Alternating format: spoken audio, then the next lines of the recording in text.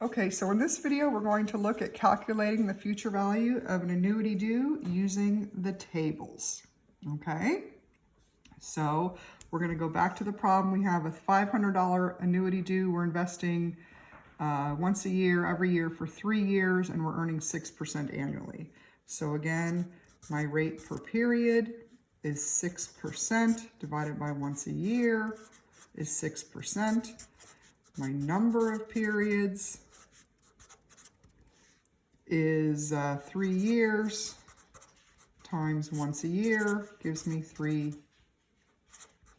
periods. Okay, so now we're going to look at solving this with the tables. So I need to go to my 6% page for 3 periods. Okay, I'm at my 6% page for 3 periods, but if I look, I have this annuity. It doesn't say anything about ordinary annuity or annuity due. Well, remember, the only difference between an ordinary annuity and an annuity due is when we make that initial deposit, right? So with an annuity due, since we're making the deposit at the beginning of each period, we actually have an extra period to earn interest. So we need to add 1 period for annuity due problems.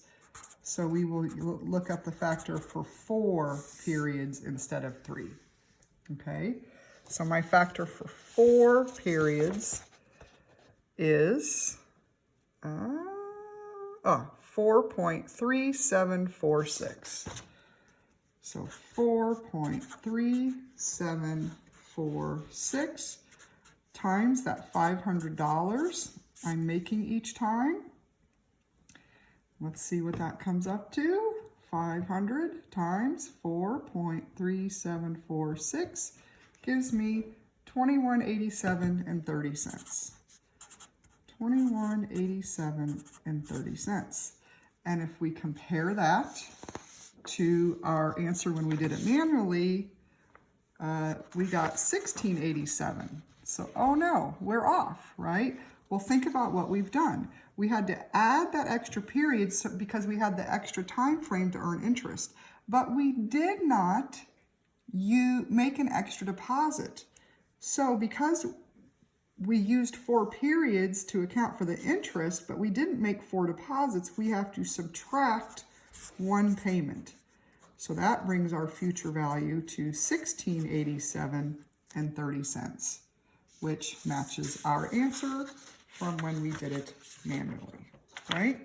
So when you're solving an annuity due problem with the tables, you have to add a period at the beginning, but then you have to subtract a payment at the end, okay? So let's do another one of those. All right, so now we have we're being asked for the future value of a quarterly annuity due of $100 for 1 year.